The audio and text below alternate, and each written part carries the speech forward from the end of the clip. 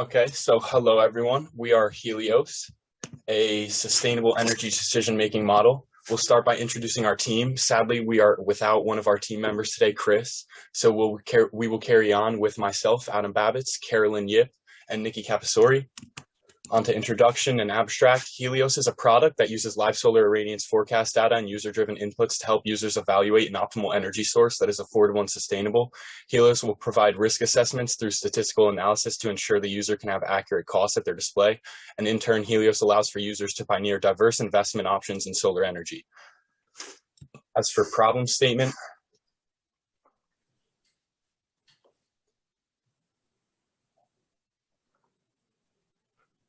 Niki.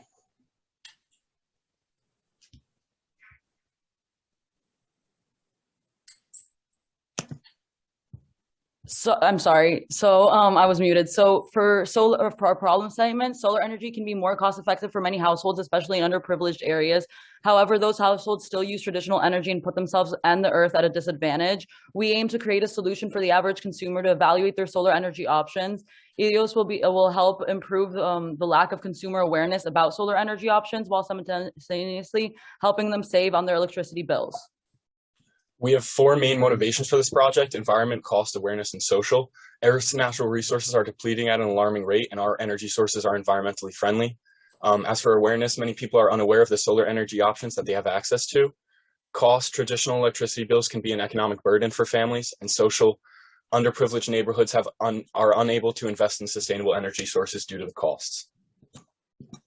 As for market and literature review, we conducted an in-depth analysis of what products were available, and we found that there are no other models that compare traditional electricity, residential solar panels, and community solar all at once. We did, however, find models for estimating savings from solar panels individually. We've listed a few of those examples below, and these are all business-focused applications unaligned with forecasting framework. As for literature review, we found a few prediction models that correlate to our project, being the TMY forecast and the hybrid renewable system optimization algorithm. Both of these models use previous data to predict future outcomes of weather-related factors. So for scientific components, annual cumulative solar radiance is looked at as the sum of 12 random variables. Each random variable is selected from a distribution of solar radiance totals for that month. So for example, all June totals on record make up the June distribution. And the formulas for calculating mean and variance for that total are shown on the slide.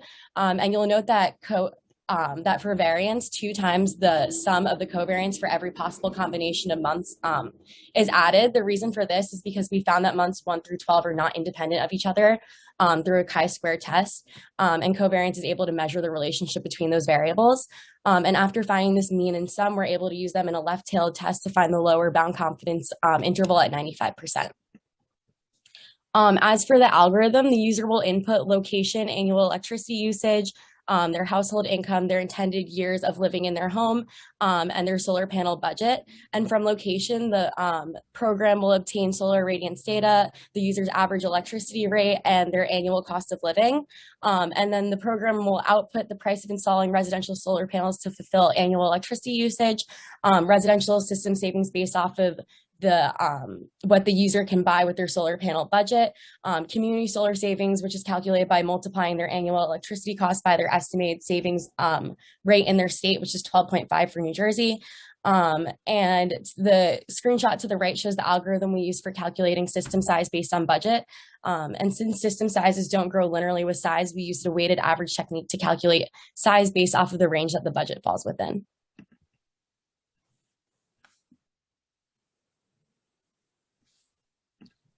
You're muted, Adam. Sorry. As for technological components, beginning a data analysis was done in Excel. This involves gathering and interpreting solar radiance data and electricity cost data. Python was used for a majority of creating and coding the model, and as well as validation and testing. We ran case studies through the Python code as well. So about the case studies, we created 10 profiles to replicate households in New Jersey. The 10 profiles can be seen down below. There are 10 different locations, incomes, and all their information needed in order to calculate the data. All these profiles were run through the Helios model. This is an example of one of our case studies. This is the Piscataway case study, and it's going to be This is a general example of what is outputted, and more will be shown when we do the demo. Another point for validation is that these case studies were repeated with the 9 other case studies. We compared our model to other models. This one, the screenshot to the right, shows the Understand Solar's estimate. For the Cherry Hill case study, the savings were $1,730 per year. However, if you were to look at our model, which takes under account the amount of money that the user would want to invest, their household income, and their solar irradiance data, we can see that their actual savings would be more to $94 a year. Additionally, for Understand Solar's estimate, we can see that the Piscataway case study and the Cherry Hill case study have the same exact savings, which isn't realistic considering that Piscataway households and Cherry Hill households have different incomes and different solar irradiance data.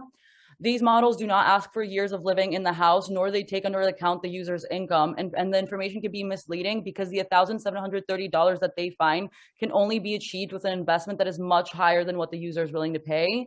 On average, Helios was able to yield 8% better results than Understand Solar's estimates. As for validation testing for our confidence interval, using only data existing at the time of each scope listed, we calculated both the 95% confidence lower bound and the current model TMY estimates. We then compared the estimates at each scope against the actual annual totals obtained after that scope and recorded their underperformances. And we found here that while the 95% confidence lower bound does guarantee way less underperformances, it might not be completely accurate. And the reason why we think this happened is because both methods assume that data is normally distributed and randomly performing over time. And while the Shapiro-Wilks test does show that the data is normally distributed, as you can see in the graph above, it shows a decrease in solar irradiance annual totals over time.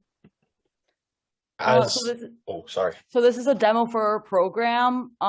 Just to fast forward a little bit, we asked the user, this is the Perth Amboy case study. We asked them to input their zip code, their electricity usage annually, and their annual household income. After they've inputted all of that, we calculate the kilowatt system size that is needed, output it. For this case study, it was a 10 kilowatt system size, and it would cost $21,669. For this, a lot of people, this is an unattainable amount of money. So we asked them how much money they would be willing to input for solar panels. And for this case study, we input $15,000 $15,000. With a $15,000 investment, you can get a 5.3 kilowatt system.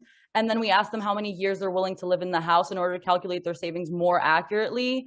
If we were to input $20, they would be saving $94 a year. And with the 5.3 kilowatt system, we also calculate their savings on community solar, which would be $163 to $244 annually. So we suggest that people invest in community solar.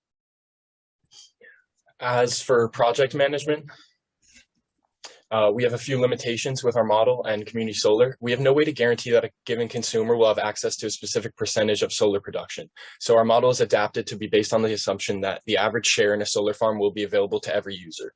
For our model, data is unpredictable over long periods of time. So our model gives main statistical analysis on 1 year period to maintain efficiency. And our model is currently only applicable to New Jersey. As for outlook, due to time and manpower limitations, we were not able to successfully develop a GUI with our model, but our model is built for simplicity when applying a GUI to it or applying it to other states. And learning outcomes, we learned a great deal about how much goes into the design process, and as well as predicting and forecasting models and coding as a whole. And lastly, for conclusion, our team predicted the annual solar irradiance totaled 95% lower confidence interval for various locations in New Jersey, and we were able to calculate and output clear results of all the users' energy options, including community solar, in addition to their savings. Thank you. Any questions?